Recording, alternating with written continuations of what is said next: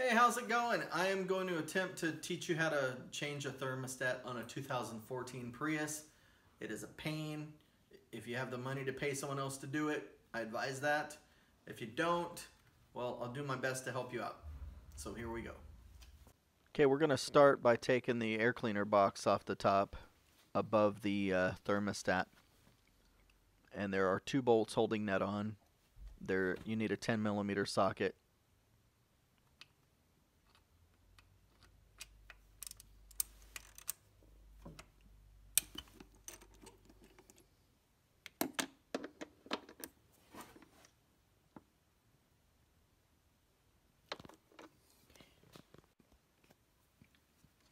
And we're going to just pull those bolts out and take that thing off.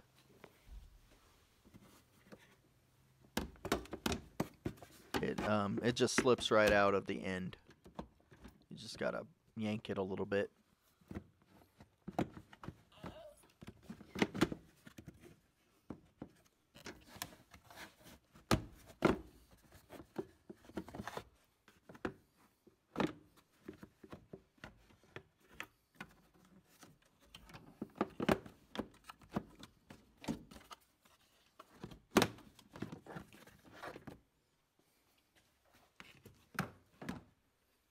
Next, we're going to look down in there and have a good cry when we see how tight it is and reconsider if we want to do this or not. And then you got to unplug 3 plugs. I could only get 2 loose. The top 2, there's 3, but I couldn't figure out how to get the one on the very bottom loose, and I didn't want to break it, so I just left it plugged in and worked around it. But I unplugged the top 2. And then there's a lower hose and a clamp and an upper hose and a clamp. And I was working with pretty primitive tools. I just had a pair of channel locks to move the clamps, and it seemed to do okay. I didn't even have to loosen the dipstick at this point. I was able to just unplug the 2 top plugs, and I got both clamps off of both hoses. So I started here with the top hose. Struggled with the clamp a little. I hate those clamps. I hate working on cars at all. I would much rather hire someone to do it if I had the money, but I didn't. So you can do this with a pair of channel locks. I'm sure there's a better way, but this is the way I did it.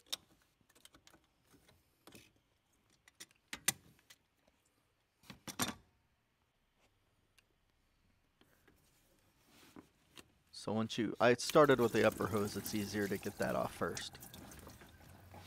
The lower hose is more of a burden, but you can still do it. I did it with channel locks. It was okay.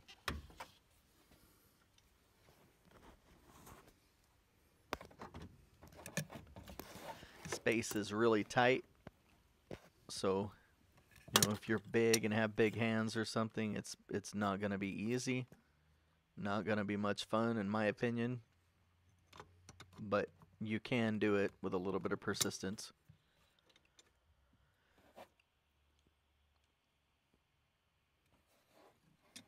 Now, I tried to leave the dipstick intact without unbolting, and I did not take the dipstick out, but I did eventually have to loosen the dipstick just to scoot it over to get the thermostat housing out.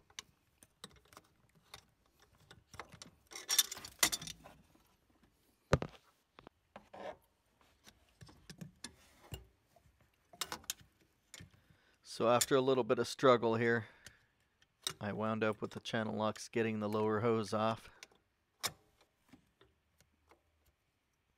It's kind of hard to hold the camera and do that too.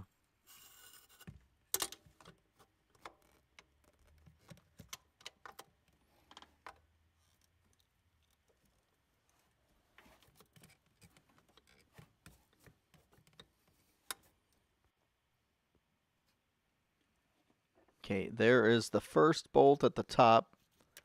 It's pretty easy to get to. The second bolt is down there. The third bolt is a bear. It is hidden in the back at the bottom.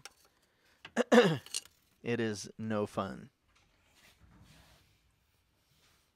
And I used just a long socket, a short extension, and a 1/4 inch drive ratchet, and I was able to maneuver it behind the thermostat housing and get that last bolt down there. That's all I needed. The dipstick was intact at this point too, so it's possible to get it off without moving the dipstick, at least the bolt. The only reason I eventually had to loosen the dipstick was to get the housing off of the studs. Otherwise, I would have, if I could have maneuvered the thermostat housing out, I would have just left the dipstick intact.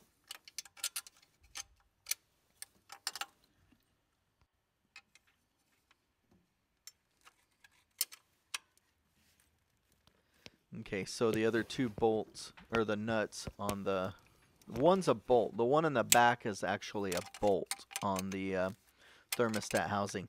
But the two that you can get to with a wrench on the front, they're nuts. So you got two nuts and a bolt in the back.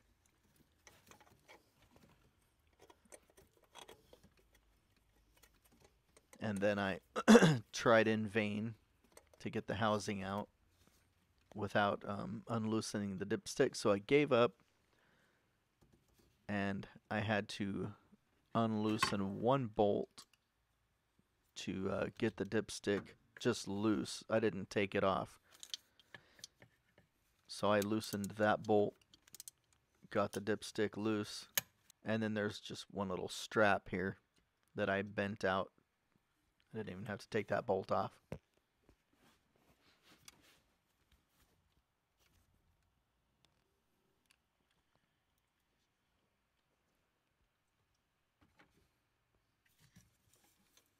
And then once I was able to free the thermostat housing, then I went ahead and finished taking off the lower hose. I didn't take off the lower hose until I had actually got the housing free, because it was just easier to free it up first and then finish the lower hose.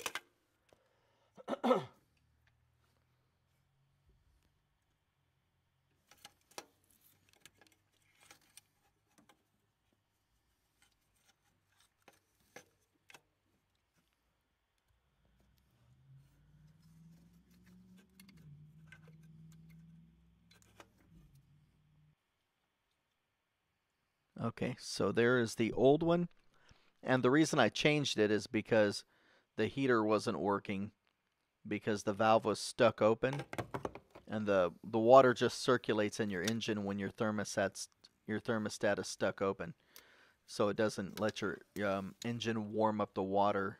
And there's the gasket for the thermostat housing. So here's the old one. See, it's stuck open. The valve is all the way pushed open. And this one is closed. That's the new one. And when it gets hot, it'll open also. But this one's stuck. It's just been heated up and cooled off too many times. So that's why those go out.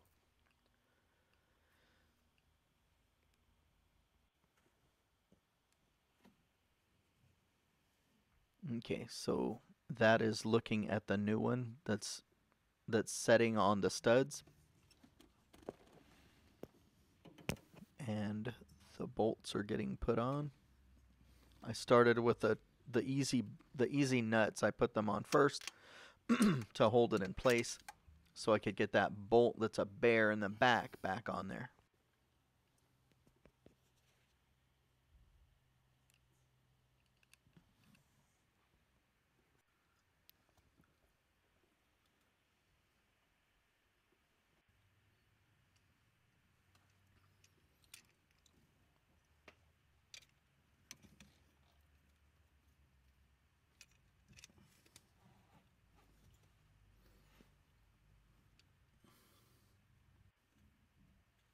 Okay, so remember to put your dipstick, the bolt back in the dipstick to hold it on there. Don't forget that one.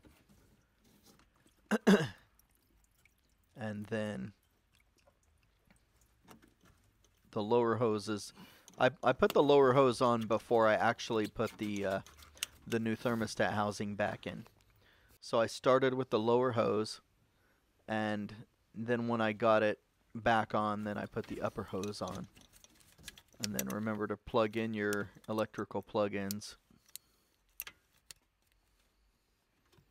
Okay.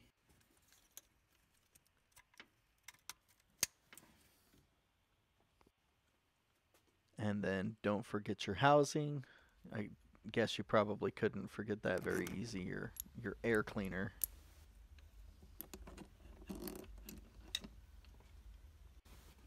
And then don't forget to refill your fluid. It took me about a gallon, like pretty much a whole gallon to fill it back up. I put some in there, took the car for a drive, checked it, and when it was all said and done and it was full, it was about a gallon. If you found that video interesting or helpful, please leave a like or a comment. If you found it uninteresting or unhelpful, please leave a like or a comment too.